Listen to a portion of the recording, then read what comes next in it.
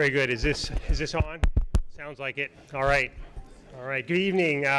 It's a real privilege, colleagues and honored guests, to be here and welcome you tonight to this presentation and celebration of LSU research. Tonight we present one of our university's highest honors, the Distinguished Research Master Award, and you're going to hear more about that in a minute, but it's a tradition that now spans over half a century.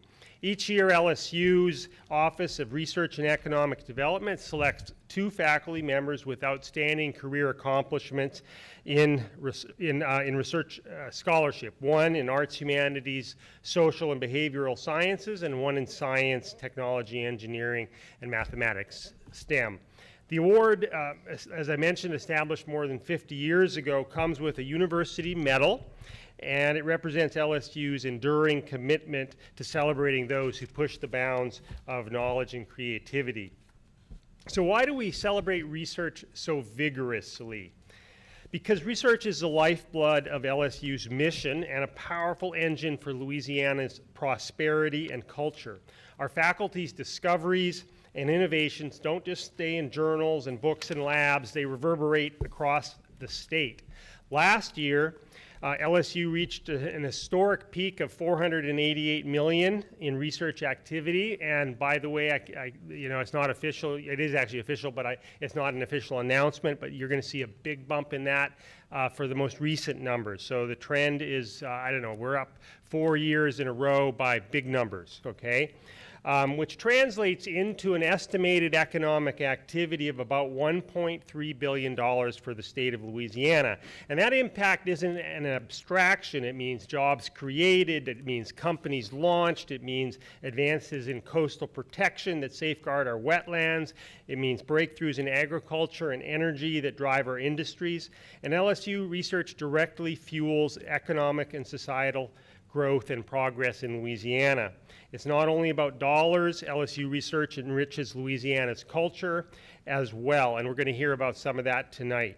Our scholars shed light on our history and our heritage. They inform public policy and create art and literature that inspire us. In short, research at LSU is deeply woven into the economic, cultural, and social fabric of Louisiana, driving progress while preserving the unique character of our home state. But I think I have to, in today's moment and this period of time, talk about research more broadly. What we do here at LSU is a part of something much larger, that American research enterprise. The United States' great public universities, LSU among them, form the backbone of our nation's innovation and discovery. We often speak of the partnership between universities and the federal government that began after World War II, and I've said this many times. I've said it long before this year. I don't know many government reports that you can read 75 years after they were written and or 75 minutes after they were written and find them interesting still. But Science, the Endless Frontier by Vannevar Bush is one of those books, and I'd highly recommend it to anyone. And the United States built an alliance that, with everything from the space program to the internet, that came out of universities. This American model of government supporting university research has been called the envy of the world. I said enemy. I'm thinking of other things. Renowned for its life-saving discoveries and economic benefits. It's no exaggeration to say that our country's future depends on research. American universities conducted nearly $100 billion of R&D in 2022 alone, generating knowledge that powers industry, medicine, and national security. Public research universities like LSU play a special role. We're charged not just with advancing knowledge, but with applying it to serve the public good. When LSU scientists develop new coastal restoration techniques, or LSU engineers invent new materials, or our experts in education improve K through 12 learning outcomes, those advances benefit not only Louisiana, but the entire nation, and in fact, the entire world. From training the next generation of scientists and scholars to collaborating with federal agencies on grand challenges, public university research is a cornerstone of American leadership. Maintaining this leadership, however, requires consistent support, investment, and a shared understanding of the value of research. As a nation, we must continue to prioritize the funding and freedom that enable discovery. Universities, in turn, must remain committed to transparency, accountability, and serving the public interest. The relationship between public universities and the public is a partnership, and like any strong partnership, it requires trust, dialogue, and a shared sense of purpose. At LSU, we believe the pursuit of knowledge is not only compatible with civic responsibility, but essential to it. The research we conduct here matters to Louisiana, the country, and the world. And that brings us back to why we're here tonight. I want, more than ever, we must celebrate and champion our scholars, two of whom we celebrate here, who exemplify the excellence and impact of LSU research. The two individuals we honor tonight as distinguished research masters truly represent the level of talent and dedication that makes LSU one of the top research universities in the world. And they remind us that whether in the arts or the sciences, great research expands human understanding and improves the world around us. And now with that, I'd like to ask Associate Vice President Jana Edding to come up and take us forward from here tonight. Thank you.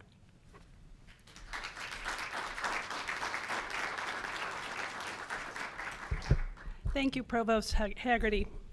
As he said, my name is Jana Edding. I'm an Associate Vice President for Research and Economic Development, and it's my privilege to serve as your MC for this evening's event to honor the 2024 Distinguished Research Masters, Dr. Darius Spieth and Dr. Edward Laws. Since 1972, the Council on Research has presented the DRM Award, is what we call it here on campus, in recognition of outstanding career accomplishments in research and scholarship. Each year, 2 distinguished research masters are given, with one in the area of arts, humanities, and social and behavioral sciences, and the other in the area of science, technology, engineering, and mathematics. The award consists of a university medal, a framed certificate, and a permanent $2,500 annual salary supplement. Now, to be a distinguished research master, the awardee must have a sustained public scholarly research record. A substantial portion of their work has to have been completed while at LSU, and the research and scholarship must have made a vital impact on the scholarly community in their given field. I think we have some DRMs in the audience. I would love to just take this time to have you stand and be recognized.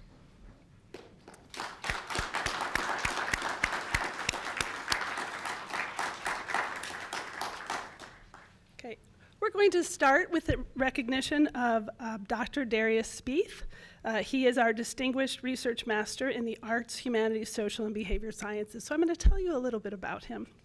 Darius is the San Diego Alumni Association Chapter Alumni Professor of Art History and the Sternberg Professor in the LSU Honors College, 2024-2025.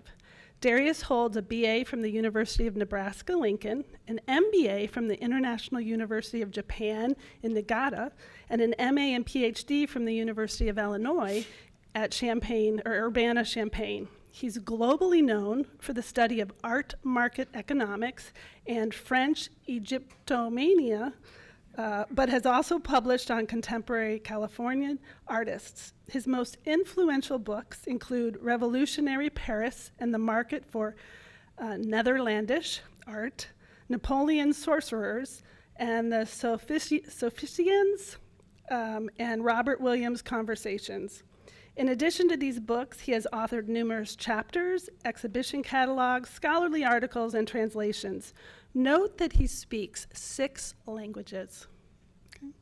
He is the sole subject editor for the Art Markets Law and Economics for the Grove Dictionary of Art, an authoritative online resource for the Oxford University Press, a printed version of which is forthcoming as Grove Guide to Art Markets. His teaching is described as quintessential and unique student experience, enriched by a long line of nationally and internationally famed speakers, artists, and intellectuals who regularly engage with students, reflecting on the range of his international connections. I invite Dr. Spieth to present his research. We're going to first go ahead and award you your medal. Oh, okay, yes. Do we go over here? Yes. Yes, thank you very much. Is that how you do? Yes, okay, great. Okay, thank you very much. Yes, okay, thank you. Oops. Okay.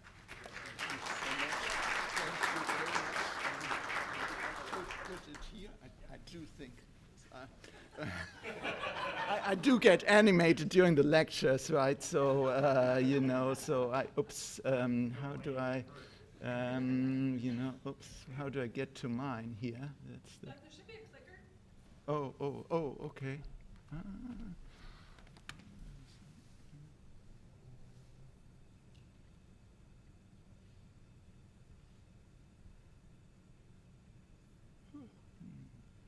No, I think this is with the three. I was told the three-finger trick. The three. Yes. Uh-huh. Okay. This is. Let's hope this works. Okay. Is it? It's up, but it's not perfect. Okay.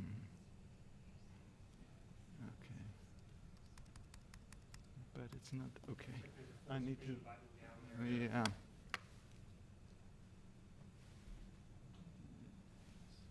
No, it's totally. Okay. Very good. Yes. But it's not doing this.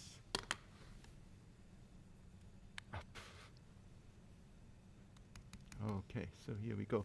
Okay, so thank you very much again for being here tonight. Thank you very much for this wonderful introduction and this wonderful award. I also wanted to entertain you a little bit tonight, you know, because these presentations sometimes can be very dry, but there is a serious background behind it. I think you will see this was not planned this way, but there's kind of you know, occasional references to the situation we're facing right now embedded in this. So I'll be talking about correlation patterns between macroeconomic shocks and art prices as they manifest themselves in auction data. I wanted to give you a very short summary how I got to do what I'm doing. And it started very early. I think I attended the first auction when I was 5. I'm not mistaken, and I loved going to flea markets very early on. I still love going to them. Actually, I publish about flea markets. That's an essay that I just finished.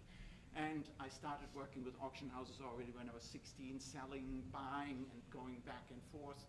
And I started collecting when I was 14, first design, glass, later on all kinds of things related, Art Deco, fantastic realism. And then I studied art history, French, got the PhD from UIUC, and then I made a very interesting decision. I wanted to get an MBA, and I went to Japan to get an MBA. And so that really set me up for this, because in Japan for an MBA you have to write a master's thesis, which I did, right? And then eventually I got a job at the Fogg Art Museum at Harvard University, and from there I got a job with a private gallery in Europe that dealt with Russian avant-garde art, where I was the person in charge basically of the stock, 50,000 artworks, including 2-digit million artworks by Picasso that I handled. So one thing that I think is very important for art market studies is not to forget the underlying asset, which is the art. A lot of people who do this kind of become completely enwrapped in the kind of abstraction of the numbers and the charts and so on. And so it's very important to keep in mind there is the art underlying that.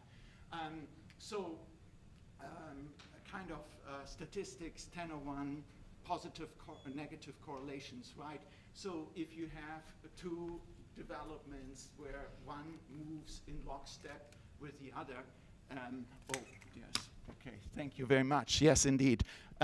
So where one moves in lockstep with the other, you have a positive correlation. If one goes down, the other, if one goes up, the other goes down. That's a negative correlation, right? And you see it, for instance, in this chart where you have this is the stock and the bond market, and you see they kind of do the opposite, right?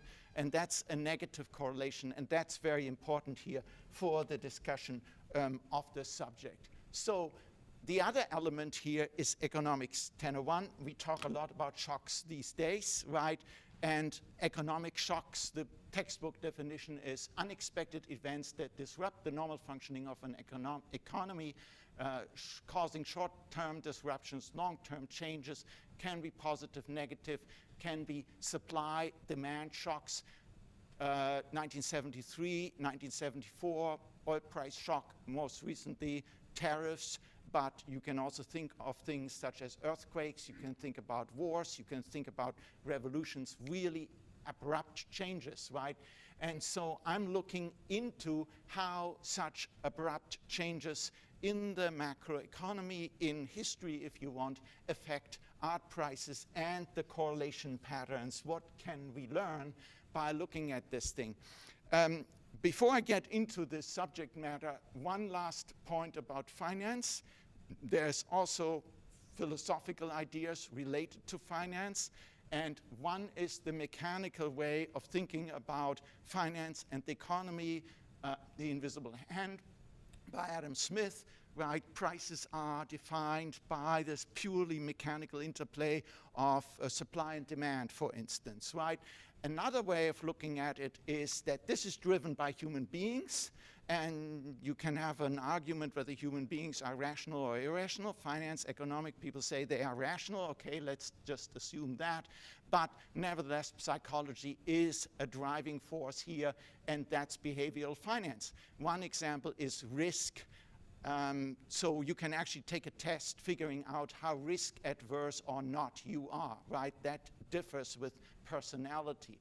Okay, so with this being said, so we understand, most of us probably understand financial markets. We know what the Dow Jones index is, for instance, perhaps treasury bonds as well. But what is the art market? So first remark here, the art market kind of manifests itself in two forms. One is private transactions, galleries. The other is art auctions.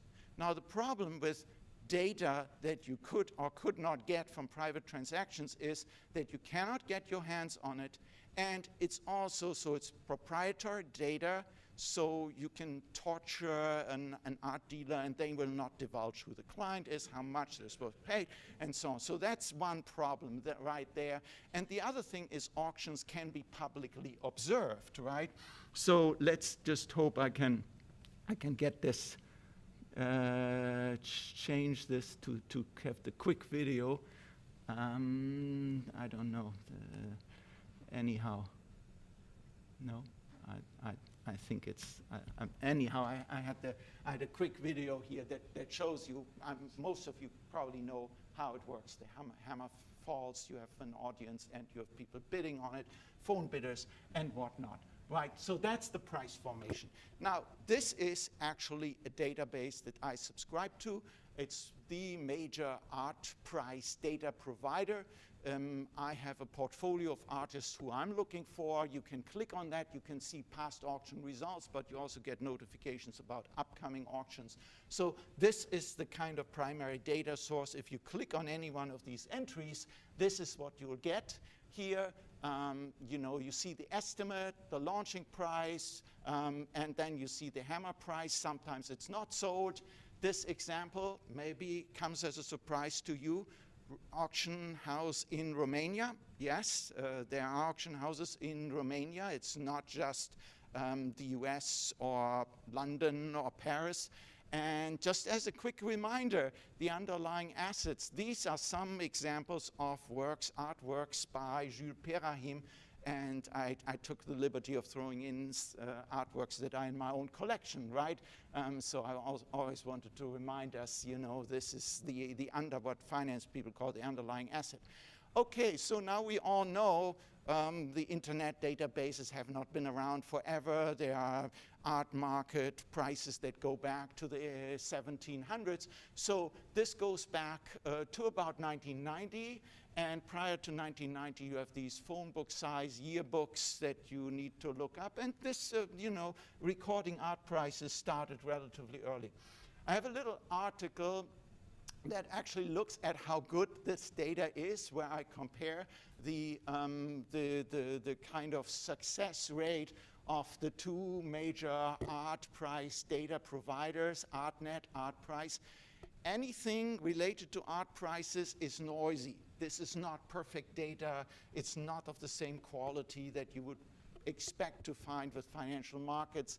And so I looked into this, you know, the miss rate, these databases, the data is not perfect. So with this under our belt, then let's go back and look at actual graphs. And this is just the Dow Jones index here from inception to the present day. And so shocks happen all the time.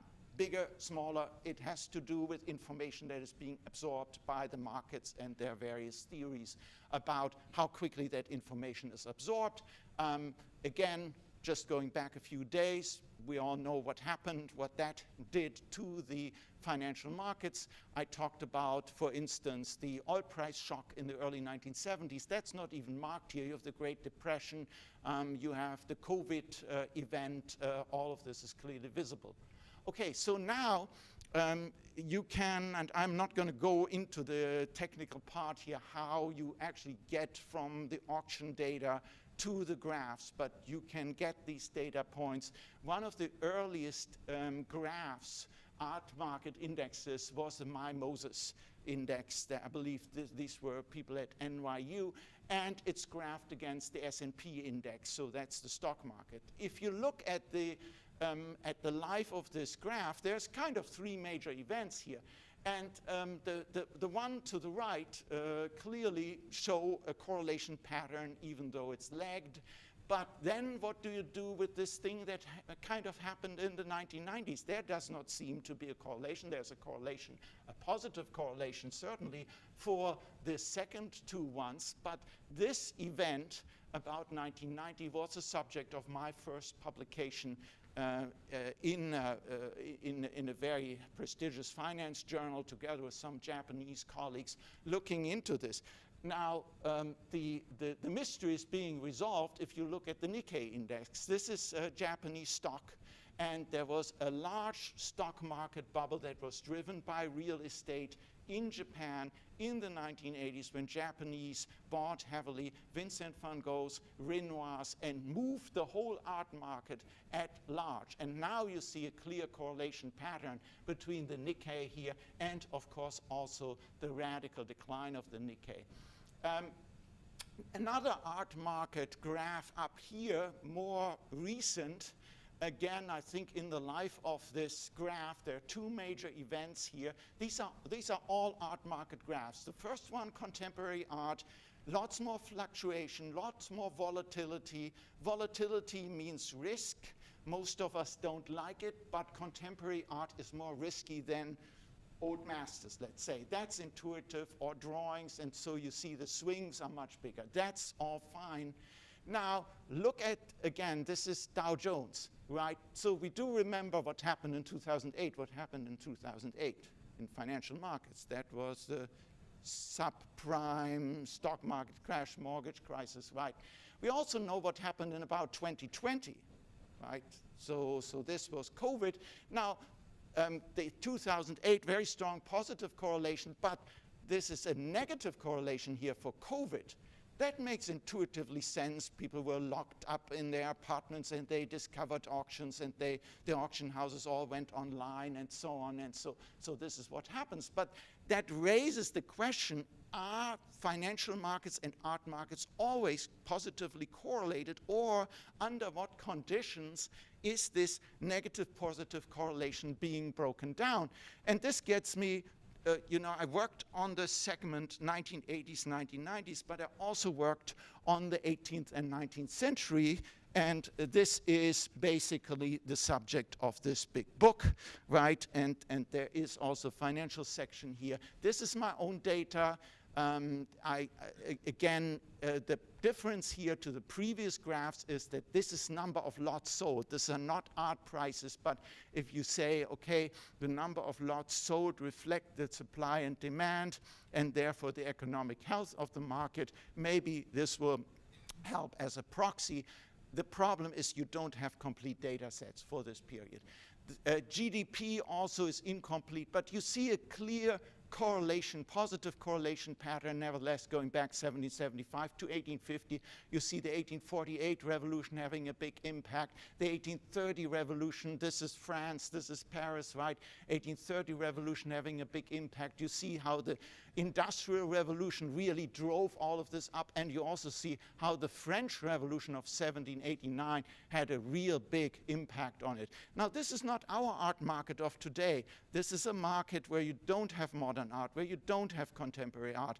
You do have basically three types of art. You have Italian Renaissance art, people complaining. You have these big paintings that come out of churches, decapitated saints over your couch. That's a no-go. You don't want to have that. Okay, Dutch Flemish art, 17th century, smaller, little interior, still lifes, landscapes. That's cute. Let's go with that. French art of the 17th, 18th century, very contemporary, you know, well, mixed bag, anyhow. So the safest value here is Dutch and Flemish art of the golden age of the 17th century, right? And so I really focused on that. Also because it was international convertible, it was also sold in other places. So, but going back in time to the 17th century, the French didn't like that stuff at all. The French King Louis XIV said these are eyesores. This is the only painting that was in the royal collection in the guest house. Then fast forward, another member of the royal family started collecting this stuff, housed it in the Palais Royal opposite the Louvre, which we see here. Here's a Rubens and a Rembrandt now in the US. Interesting story about this, no longer attributed. You have the rise of art galleries for the first time. This is one of the depiction of the first art gallery. You have art fairs, right? You have the War of the Austrian Succession. Maria Theresia was put on the Austrian Habsburg throne, but because she was a woman, it created a lot of frictions, tensions, and there was a war. And Habsburg also included Spain, included the Netherlands, and so there was a war in Flanders with a lot of French military personnel stationed. Most top brass were really aristocrats, and there was not much of a war, so they started collecting art, bringing that stuff back to France. Everybody gets very excited about it, and then before long, the French king, Louis XVI now, gives orders to this man to start collecting the stuff, to put it in a public collection, to open the Louvre. And he goes on a buying spree and bids this stuff up. There was also this courtier, the royal Faulkner, who was bankrupt, and that was an embarrassment, so they buy big time at his fire sale, bidding up a lot of these things. The two most expensive paintings of the old regime here. Again, one from the biggest one, the most expensive one, Italian after all, but after that, all Dutch and Flemish, right? Going back to the 1790s, we have the French Revolution, we have a financial crisis, and we have this stuff. Right, the very first time in Western history that we have paper money that's being issued becomes inflationary very quickly, right? These are, if you discount it, these are the most expensive works from that period. And then you have Napoleon conquering all of Europe and basically confiscating, stealing art, bringing all of this stuff in the Louvre, but also a lot of other people kind of running with him and basically flooding the art market. These are some of the things that Napoleon's army stole from the Netherlands. Now it's on display in the Louvre. People get very excited about it. It becomes part of popular culture, and so it keeps on going during the Napoleonic age. So with this being said, I looked into auction catalogs from this. This is the data, some 20,000 entries. This is the work that I did in the archives with the minutes of the auctions. And then I had to discount the assignat to get that bound to the real value. And this is kind of the core of it. I selected 50 Netherlandish artists. This is kind of the impact of the French Revolution going down to the 1790s, kind of picking up a little bit under Napoleon. You have to wait for 40 years to get back to where you were used to be originally, a more restrained group. 15 top value here. This is how that looks like. This is how the chart looks like. You see you're all in the red throughout the revolutionary period, Napoleonic period, but then by the 1830s it picks up. Good news, if you held on to art, you bought art during this period of high inflation, you came out ahead, because guess what? These things in a few years' time were worth absolutely nothing. So if you held on to money, that was a bad thing. So with art, after 40 years, you get your money back. You know, that's great. Or even better, buy art with that stuff and hold on to it. Great investment. So overall, 55% decline. 55% was the impact of the French Revolution, the price shock of the French Revolution on art prices. And this is how it kind of panned out and picked up. One surprising thing, and I haven't published this yet, I also looked at prints. Prints are not original artworks, right? Prints are things that are kind of printed from these copper plates, right? Yes, etchings, engravings. The print market is doing great during the French Revolution of 1789 through the 1790s. Why is that? Well, a lot of print dealers went bankrupt, but I think there's another thing going on. People got accustomed to paper as a storage of value because they had paper money. And they kind of looked at prints as almost a substitute for this increasingly useless and valueless paper money. So in any case, that's kind of counter-cyclical completely. Current research, I'm looking at the 20th century here. I'm looking at the word modern in auction houses, the ups and downs, how modern is being used as a marketing tool. And again, I'm using statistical sources here. There's a lot of interesting things also in terms of cyclical, anti-cyclical, positive, negative correlation. This is the work of a colleague of mine. Surprisingly, you would think that during the Nazi occupation of Paris, the art market was down. Quite the opposite. It was booming. Look at this, 1942, it kind of peaked. Why is that? So there's all of these embedded kind of amazing things. So I'm working on these different bits and pieces across time and, you know, looking at this. When and under what conditions actually do you have a positive correlation with between art markets, financial markets, and when does this positive correlation break down, and when do you have a negative correlation, right? And also looking at it over a longer period of time, over several centuries, as a matter of fact, to piece together this history is an interesting thing. I'm also working together with Will Götzmann from Yale University, who is in finance, and so we're doing a lot of interesting things together. Anyhow, that's kind of a summary. I know it went very quickly. There's a lot more detail to it, as you can imagine. Thank you very much, and yeah, I hope you enjoyed it.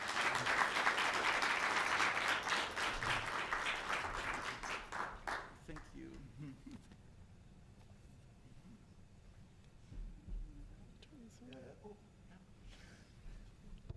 I can take it, yes. Yes, you can take it. Thank you very much, Dr. Spieth. Our next honoree is Dr. Edward Laws, and he is our Distinguished Research Master for 2024 in Science, Technology, Engineering, and Mathematics. So let me tell you a little bit about him. Ed is a professor of environmental science. He holds an MS in chemistry and a PhD in chemical physics, both from Harvard University. Ed is a world-renowned phytoplankton ecologist with 250 publications, at least 80 of which he is the first author. He is the sole author of 2 well-known textbooks, Aquatic Pollution and Mathematical Methods for Oceanographers, both classics in the field and adopted as textbooks at many universities.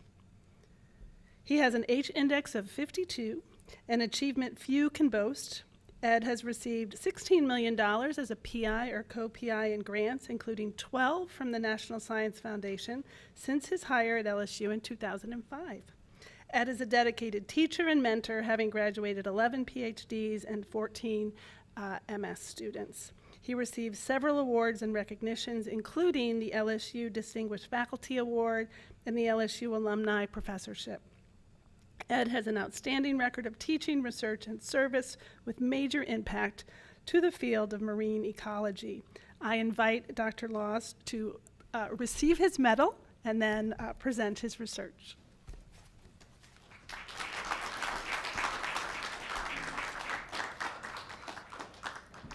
Oh, go ahead. I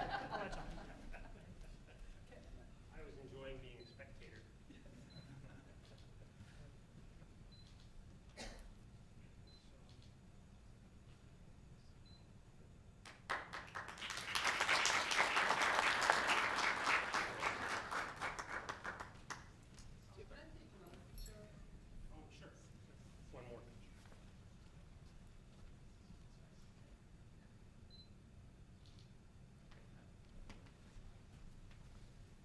a presentation.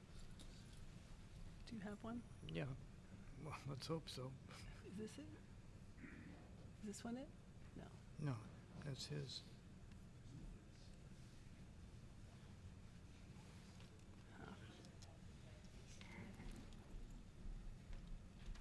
Yeah. I think Robert may switch it for me. Let's see, because I'm not sure where they are. I'm not sure where it is. Nope, that's not it. Can you hit the red? I can't reach. You're gonna have to reach. I think he's doing it. Is he- Hurry. I have the talk on a flash drive if all else fails. There's just too many hands.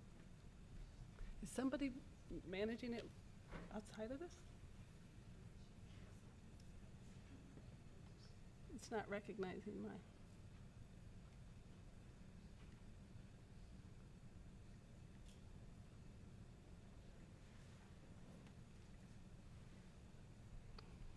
He's on his way.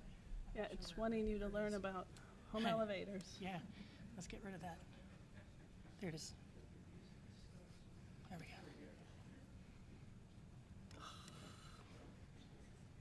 PowerPoint. Review.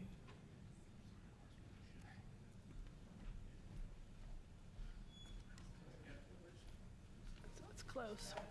Nope.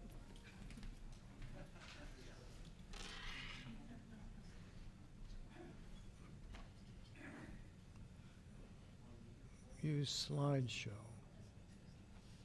It's in slideshow. We see it in slideshow. Yeah. Well, let's see if this works. Oh, look, it works. Okay. A lot of my research, well, actually, virtually all of my research in recent years has been motivated by concerns about climate change. So I'm going to talk about climate change today, and basically the message is that whatever you think about climate change, it's worse than you think, and I'm going to try to explain, why I feel that's the case.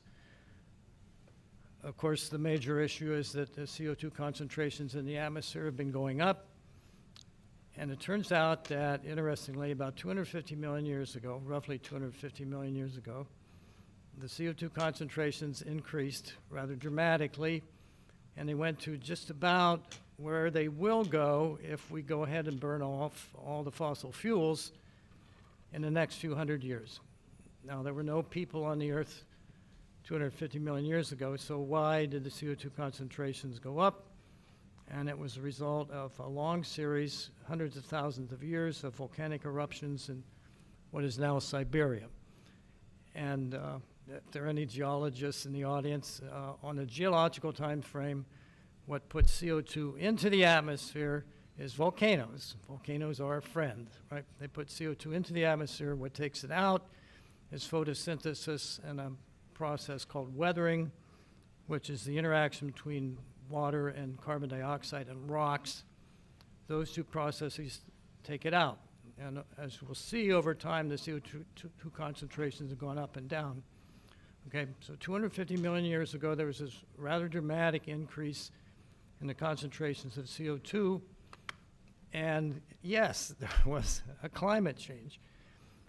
And the impact on species was actually worse in the ocean. And you're going, wait a minute, why would the volcanic eruptions in Siberia impact the ocean? Because they changed the climate. And the biggest extinction of species was actually in the ocean. And the reason was that, and I'll show you the evidence, basically the ocean went anoxic. They ran out of oxygen. And the mechanism that puts oxygen into most of the ocean, you might say, well, photosynthesis, right? No, only roughly the upper 100 meters, 150 meters of the ocean has enough sunlight for photosynthesis. So the vast majority of the ocean, which is over 3,000 meters deep, is effectively in the dark. There's no biological mechanism to put oxygen into the vast majority of the ocean. It's up to physics to do that, the physical circulation of the ocean. And that is called the thermohaline circulation of the ocean. It's driven by changes or differences in temperature and salinity. That's where the word thermohaline comes from. And if you disrupt that circulation, or literally shut it down, the ocean goes anoxic. And then, of course, it's not surprising that there's an extinction of species. So that's what we believe happened. I'll show you some evidence of that.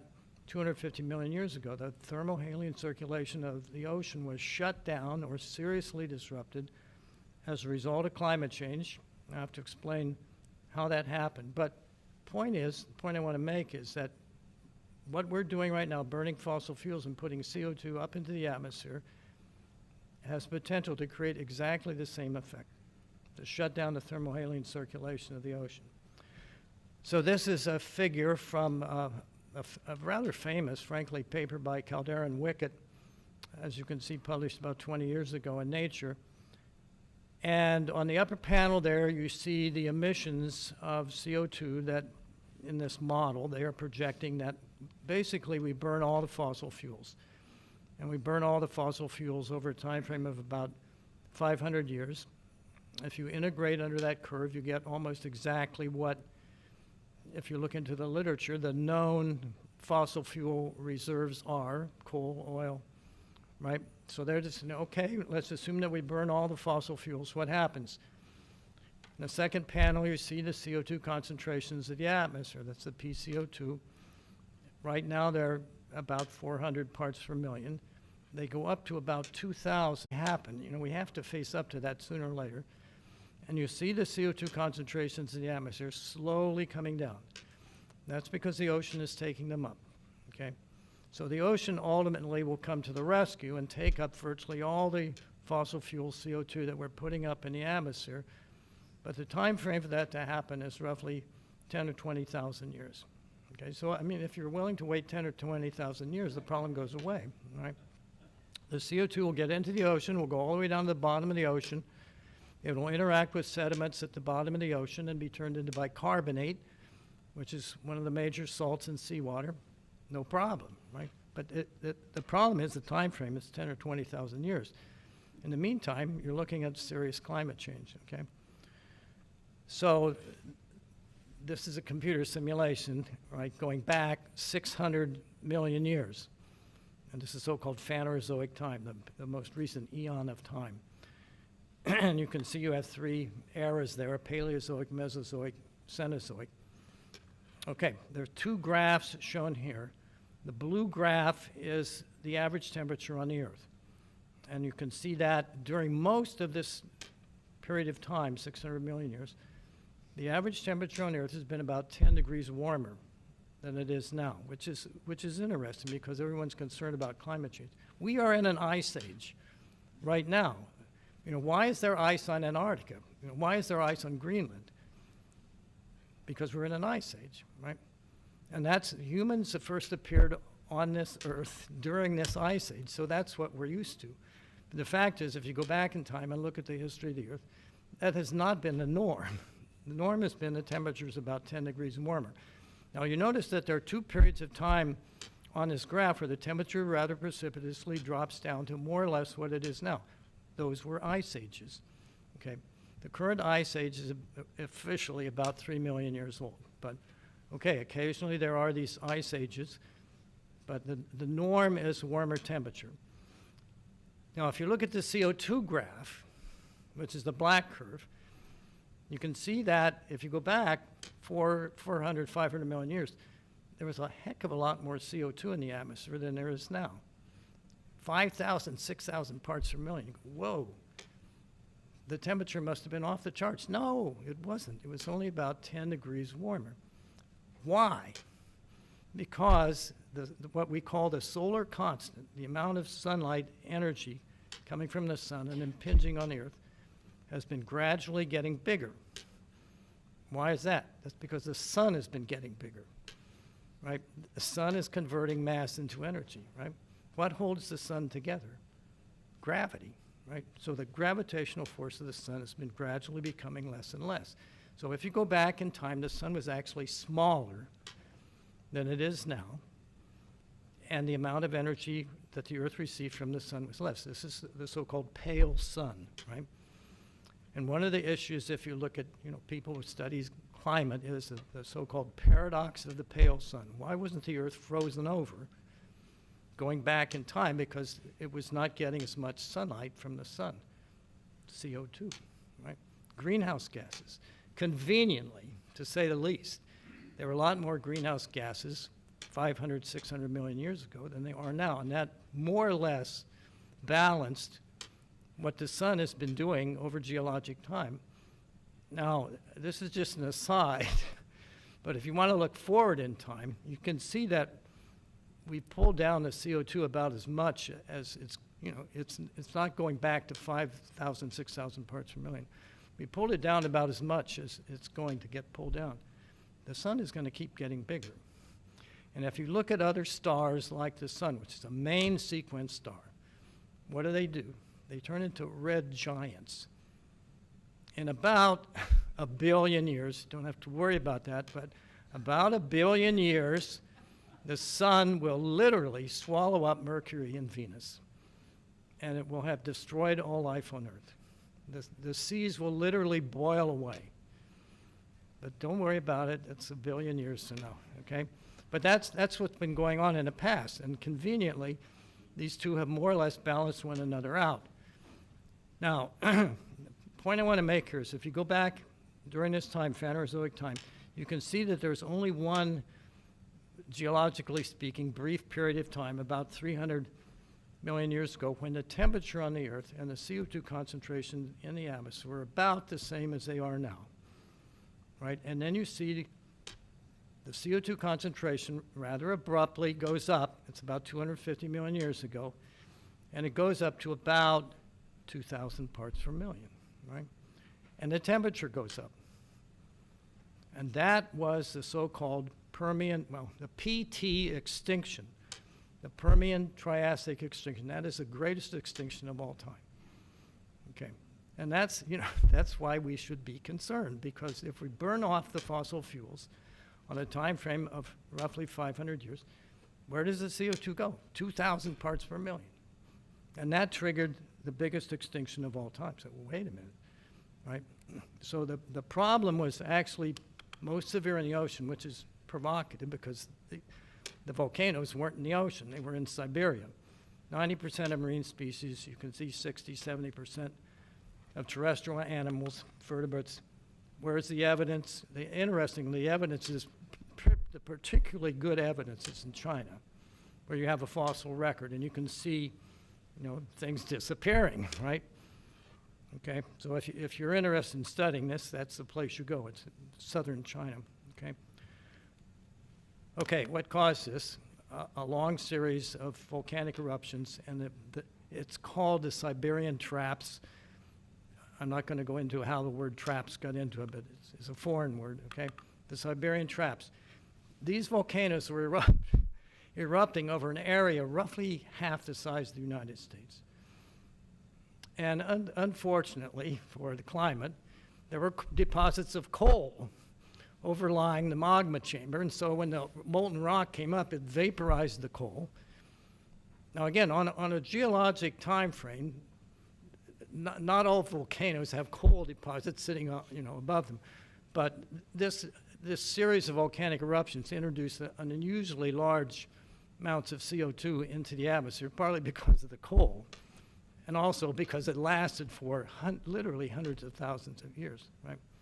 Continental flood basalt, basalt is the rock after the magma cools, right? Up to 4 million cubic kilometers over 1 million years, okay?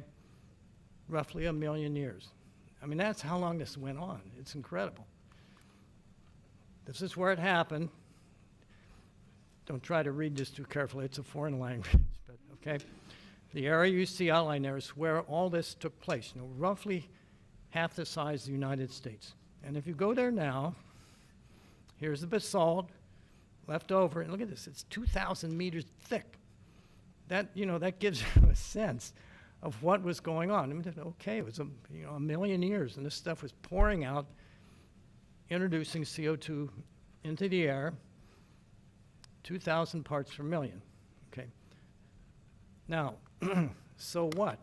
How did that affect the ocean? Okay, this is the so-called thermohaline circulation of the ocean. It's driven by differences in temperature and differences in salinity. The red currents you see there are surface currents, okay? The blue currents are bottom currents. There are two places in the ocean where you actually form deep and bottom water. See, and that's how you have to get the oxygen into the ocean. You have to sink surface water that is loaded with oxygen. Now, conveniently, where the water sinks is at high latitudes. And it turns out the solubility of oxygen in water is negatively correlated with temperature. So the colder the water, the more oxygen. So, I mean, this water is loaded with oxygen when it sinks. And there are basically two places where this happens. One is around Antarctica during the wintertime when you're forming sea ice. Okay, so you are at the freezing point of seawater. The denser the water, or sorry, the colder the water, the denser the water. So this is as dense as it gets. But in addition to that, when you form the sea ice, the salt, most of the salt is left behind in the water. So this water becomes very salty, which also increases the density. It's at the freezing point, which is -2. For seawater, the freezing point is -2 Celsius. That water sinks all the way to the bottom. Now, that is the only place where we actually form bottom water. The other place where you have deep sinking is in the North Atlantic. And in that case, it's again in the wintertime, the water sinks. It does not get all the way to the bottom. But that's a thermohaline circulation. And then the blue lines and the arrows indicate where this deep water goes, and eventually it makes its way up to the surface. You can see in two places, the Indian Ocean and the Northwest Pacific. Okay? The oldest water in the ocean is the Northwest Pacific. So that water is down there for 500 to 1,000 years. So once that water sinks, okay, fine, it's loaded with oxygen. The oxygen needs to last for 500 to 1,000 years.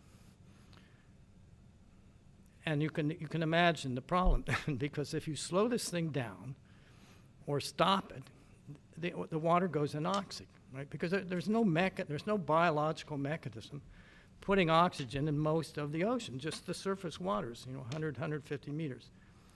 Okay, now, important point, the water sinks at high latitudes. If you start warming things up, it's going to be harder to sink the water, okay? So these are some papers that published over the last several decades that dealing with exactly what happened to the PT extinction. And these papers are saying, anoxia, right? You ran out of oxygen. There's geological evidence for this happening. And I've just cited a couple of the papers here, but I want to point out the second one there, okay? The second author in the second paper is Dr. Herman of the LSU Geology and Geophysics Department. And he gave a very nice talk on this subject a couple weeks ago, okay? And I've published a paper with him. And this one, okay, I'm getting this award. I've benefited a lot from other people here at LSU, not only in the College of Coast and Environment, but across campus. And there's an example, we have some excellent faculty here, and Dr. Herman is one of them, and there he is, on this paper. And this is kind of what he does. It's geological, okay? So anyway, there's a lot of evidence that the ocean went anoxic at the time of the PT extinction, okay? Now, here's the real bad news. This is a projection by the Intergovernmental Panel on Climate Change and where the temperatures are going to go by the end of this century. And it's color-coded. And you can see that the temperatures go way up at high latitudes, which is not where you want the temperatures to go up. They go way up at high latitudes in the northern hemisphere. Now, they also go up at high latitudes in the southern hemisphere, but you've got a continent there covered with several thousand meters of ice, which reflects incoming solar radiation. That's the albedo, okay? So that's preventing the temperature from going up a lot at high latitudes in the Southern Ocean, okay? Why does the temperature go up more at high latitudes? If you look at the greenhouse gases, an average all over the Earth, the dominant greenhouse gas is not carbon dioxide, it's water vapor. That is the dominant green. Carbon dioxide and water vapor compete with one another to some extent for absorbing infrared radiation. But if you go up to high latitudes, where's the water vapor? It's bone dry. You know, the atmosphere is bone dry. So CO2, by default, not because there's more CO2 at high latitudes, there's not. There's a lot less water vapor. And so the impact on the climate of ramping up the CO2 is more dramatic at high latitudes. However, why does the temperature go up so much at high latitudes in the northern hemisphere versus the southern hemisphere? Here's the problem. This is the Arctic Ocean, right? And you've got ice on the Arctic Ocean, right? The polar bears need that, right? They go out and look for seals. That ice has been disappearing.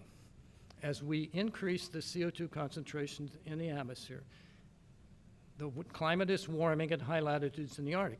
So this ice is melting off. So what NASA is looking at here is the extent of sea ice at the end of summer. You can see that it's all happened about the same time, middle of September. The yellow curve is the 30-year average, 1980 to 2010, right, of the extent of that sea ice.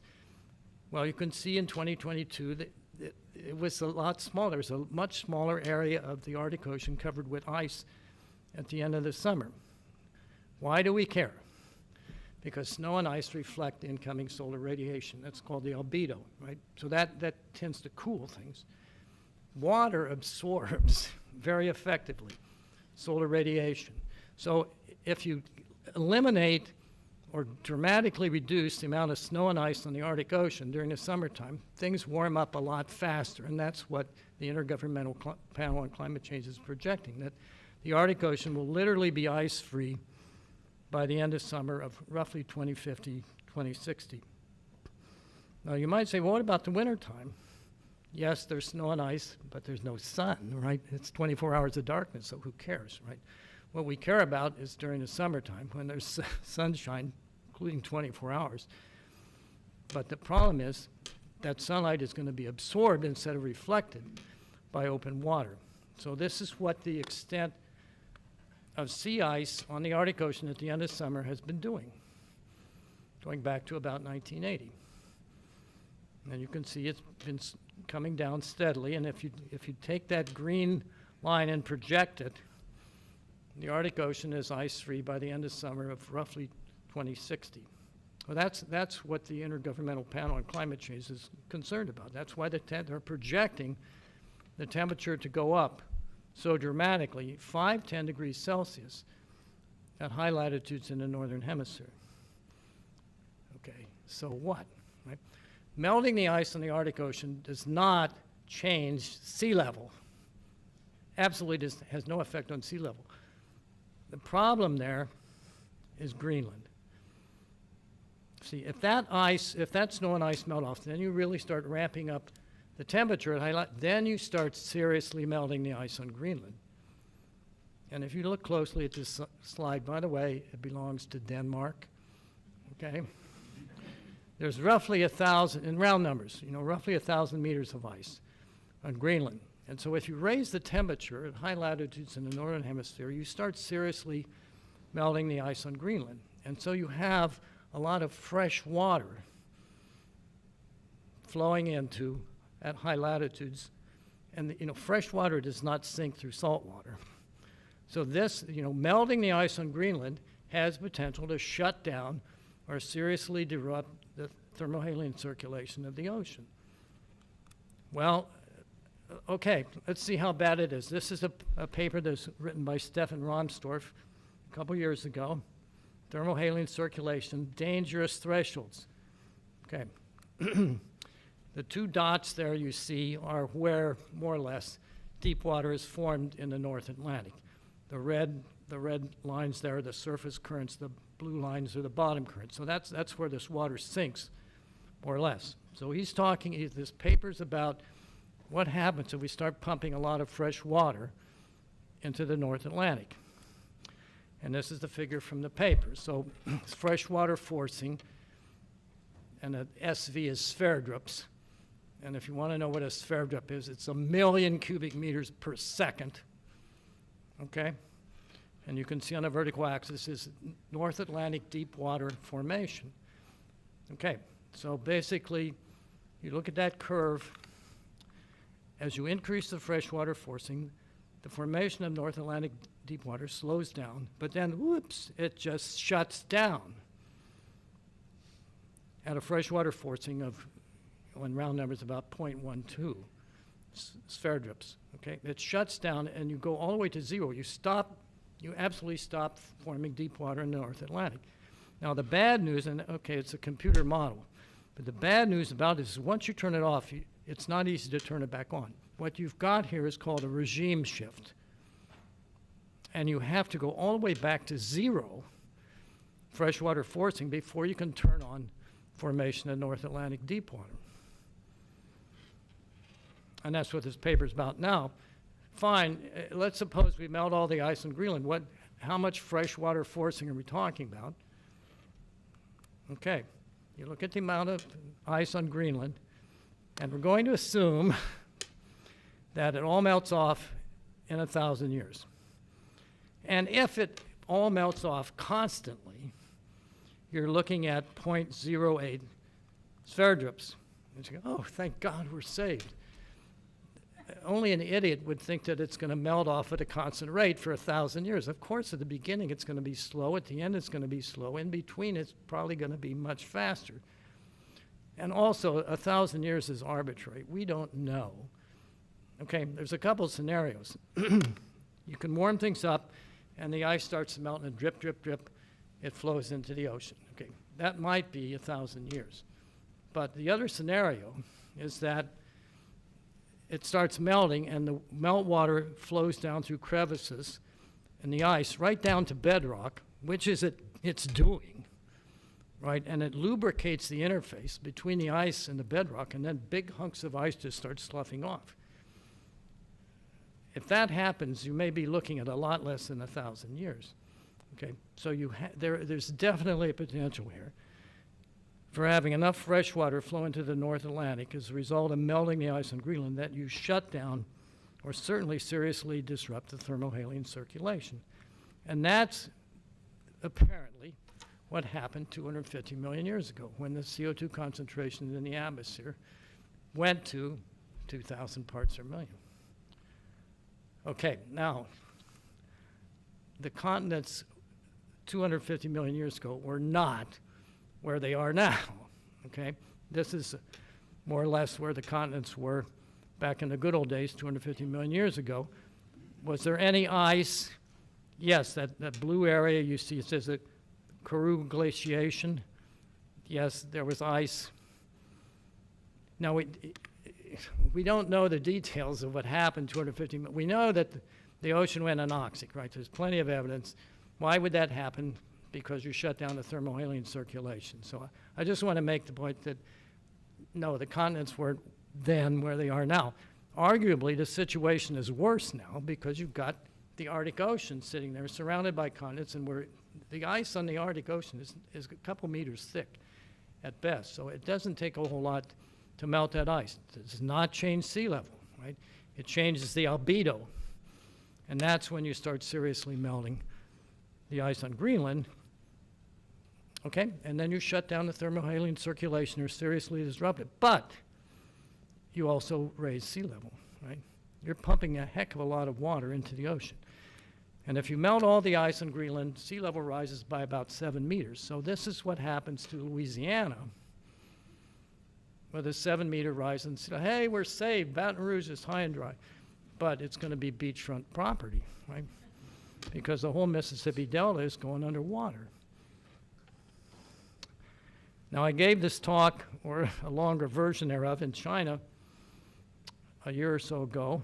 And so I had one of our grad students, who happens to be Chinese, make a map showing what happens to Shanghai with a 7 meters. The whole city goes underwater.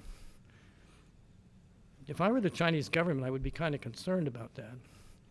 The Chinese are the biggest CO2 emitters right now, by far. And this is more China.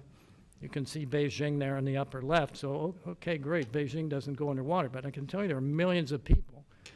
That's the Bohai Sea, There are millions of people living surrounding the Bohai Sea. It goes underwater, right? Now, I'll just kind of mention as an aside, but if, God forbid, we melt all the ice on Antarctica, you're not looking at 7 meters. You're looking at 70 meters. I have not made a map of that, you know, where the coastline is. Maybe the whole state of Louisiana is underwater. I don't know. But we don't think that's going to happen. But certainly, there's very good reason to believe that the ice on Greenland will melt if we quit putting the CO2, if we burn all the fossil fuels. Now, if you want to burn all the fossil fuels on a time frame of thousands of years, okay, right? See, because the ocean will take it up. Mother Nature will come to the rescue, but it takes her 10 or 20,000 years to get rid of it all, right? And it interacts with sediments at the bottom of the ocean and essentially gets neutralized. So it's not that you absolutely have to stop, but you should have, you know, 10% reduction. That's not going to do it. By the way, the United States is the only country that's actually reduced its CO2 emissions. And the reason for that is economics. Yeah.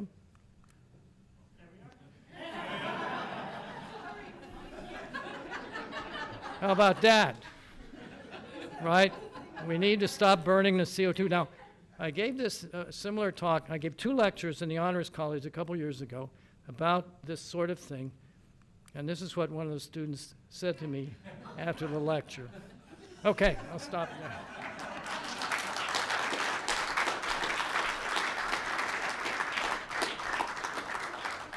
Thank you, Dr. Laws.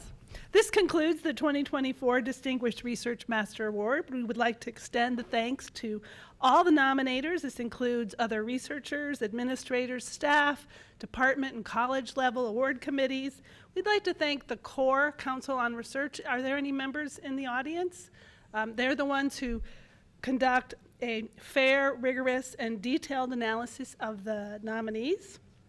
And so then finally, we'd like to have you join us for a reception right out here on the patio so that we can celebrate and talk a bit more about the Distinguished Research Master's work. Thank you very much, everyone.